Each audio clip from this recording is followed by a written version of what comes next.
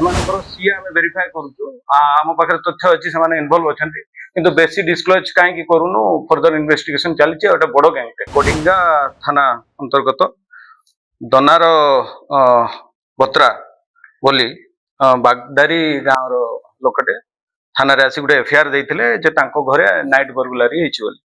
এই সংক্রান্তীয় মামলা রুজু হেবা পরে বিভিন্ন দিগরু এসপি সারଙ୍କ ନିର୍ଦ୍ଦେଶ କ୍ରମେ ଟିମ୍ ମାନ ଗଠନ କରାଯାଇଥିଲା। 3ଟା ଟିମ୍ ଆମେ ଗଠନ କରିଥିଲୁ।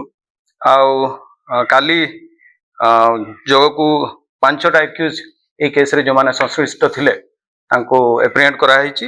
ଆଜି ତାଙ୍କୁ କୋର୍ଟ ଚାଲାଣ କରାହଉଛି। ସେଇଥିରେ ଦେବେନ୍ଦ୍ର ବାଗ, ହିତେଶ ବିଷୟୀ ଆଉ ଗୋବର୍ଦ୍ଧନ ଭୂମିଆ ଏମାନେ ସମସ୍ତେ ବରିଗୁମା ଥାନା ଅଣ୍ଡରର, ଆଉ ଆମ ନବରଙ୍ଗପୁର ଜିଲ୍ଲାର ସୋନୁ ହରିଜନ, ବେଣୁଧର ନାଗ ଏ ଦୁଇଟା ତେତେଲକୁଟି ଆଉ ଖତିଗୁଡା ଥାନା ଅଞ୍ଚଳର 2 ଜଣ। ଆଉ ଏଥିରେ ଅନ୍ୟାନ୍ୟ ଏକ୍ୟୁଜ ମାନଙ୍କର ସଂଶ୍ଳିଷ୍ଟର ଆମ ପାଖରେ ପ୍ରମାଣ ରହିଛି। ସେ ଉପରେ ତଦନ୍ତ ଚାଲିଛି। ଖୁବ୍ ଶୀଘ୍ର ତାଙ୍କୁ ବି ଆରେଷ୍ଟ କରାଯିବ। এই ତଦନ୍ତ ସମୟରେ ଗୋଟେ ସିଏଚ୍ କାର, ମୋଟରସାଇକେଲ 3ଟା, ମୋବାଇଲ ଫୋନ 15ଟା, ୱେପନ ଅଫ ଅଫେନ୍ସରେ କାତି, ରୋଡ, ଡୋର ବ୍ରେକିଂ ପାଇଁ ୟୁଜ ହେଉଥିବା ଜିନିଷ, ଏସଲ୍ଟ ପାଇଁ ୟୁଜ ହେଉଥିବା ଷ୍ଟିକ୍ସ, ତାପରେ କିଛି ସିଲଭର ଚୋରି ହେଇଥିବା ମୂର୍ତ୍ତି, ହନୁମାନ ମୂର୍ତ୍ତି ଗୋଟେ ଛୋଟଟେ ଅଛି, ଆଉ ଗୋଟେ ମା ଲକ୍ଷ୍ମୀଙ୍କର ମୂର୍ତ୍ତିଟେ ଅଛି।